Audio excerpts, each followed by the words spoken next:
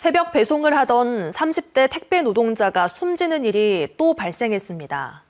아버지의 장례를 마친 이틀 뒤 새벽 배송에 나섰다가 숨졌는데요. 택배 노동자를 살리기 위해 새벽 배송을 규제해야 한다는 요구가 커지고 있습니다. 제주문화방송 박현주 기자의 보도입니다. 앞면이 완전히 망가진 트럭. 한쪽 타이어가 빠지고 차체가 기울어 있습니다. 차에 부딪힌 전신주는 완전히 휘어졌습니다. 이 사고로 새벽 배송을 하던 쿠팡 협력업체 소속 배송기사 30대 오모 씨가 숨졌습니다. 다시 물건을 싣기 위해 집화장으로 복귀하다 중앙선을 넘어 반대편 인도에 있던 전신주를 들이받은 겁니다. 사고가 발생한 현장입니다. 사고 당시 흔적이 현장에 그대로 남아 있는데요. 캠프로 향하던 차량이 인도로 돌진하면서 나무가 부러졌고 전신주도 완전히 꺾였습니다. 유족들은 숨진 오 씨가 아버지의 장례를 치른 다음 날 바로 새벽 배송에 복귀해야 했다고 말합니다. 한 달 만에 시어머니와 남편에 이어 젊은 아들까지 잃은 어머니는 마음이 무너져 내립니다. 8살과 6살, 어린 두 손자를 남기고 떠난 아들의 죽음이 믿기지 않습니다. 지가 한 1년 조금 안 돼서 한 20kg 빠졌어요, 지금.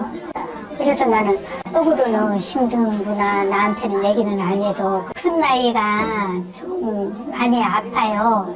근데 엄마가 없으면 안 될 정도로 이제 가장도 이제는 저렇게 돼버리니까 이제는 어떡해요. 유족들이 기대하는 건 쿠팡 측의 산재 인정과 근로환경 개선.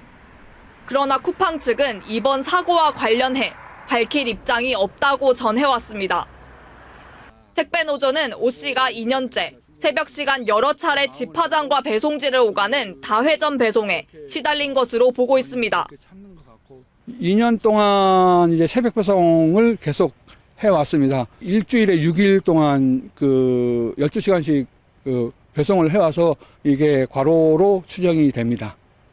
심야 시간 배송 규제를 해야 노동자가 살 수 있다. 새벽 배송을 하다 숨지는 사고는 계속 반복되고 있습니다. 지난해 5월 주 6일 새벽 배송을 하던 정슬기 씨가 숨졌고 2달 뒤 제주에서도 50대 택배기사가 세상을 떠났습니다. 노동자의 안전을 위해 새벽 배송을 아예 금지시켜야 한다는 주장과 소비자의 편익을 위해 유지해야 한다는 주장이 맞서는 가운데 안타까운 죽음이 이어지고 있습니다. MBC 뉴스 박현주입니다. 언제 어디서나 내 손 안의 뉴스.